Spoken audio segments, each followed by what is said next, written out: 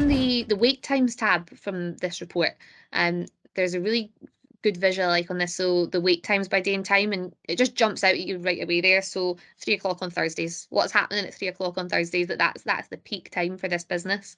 And that's the beauty of Power BI. It's just the story is gonna shout out to you right away. Yeah, absolutely. With Power BI, everything's interactive, so we can look at that real peak there and say, okay, call hour 10. Let's filter the rest of the report to see where that sticks out across the board.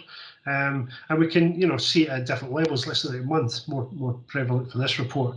We can see, do tooltips on here. We can see the average wait times, average queue times, what the highs are, and potentially what the lows are as well, jumping down to here. So yeah, incorporating that, combining it with the ability to drill through and navigate, and then maybe reduce and really focus in on certain dates and period times. Super easy to use. Yeah, and I think, when you click on some of those peaks there in that visual, what are the 5 lines with the longest wait time? So that's your teams that are having to wait the longest, that's your teams that have the longest wait times. But actually, by clicking on your peaks and the wait by day and time visual there, you're going to then be able to say, well, what lines are getting those choke points? So is it as simple as pivoting some of your staff from this line to this line at a specific hour of the day? Is that going to really release your wait time?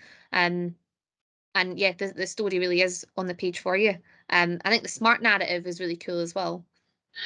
It's very cool, isn't it? Yes. I mean, the fact that it recalculates based on the data that's coming in. So I've selected call hour 15 here, and then call hour was 15, and it's higher. So it rejigs based on what you've selected.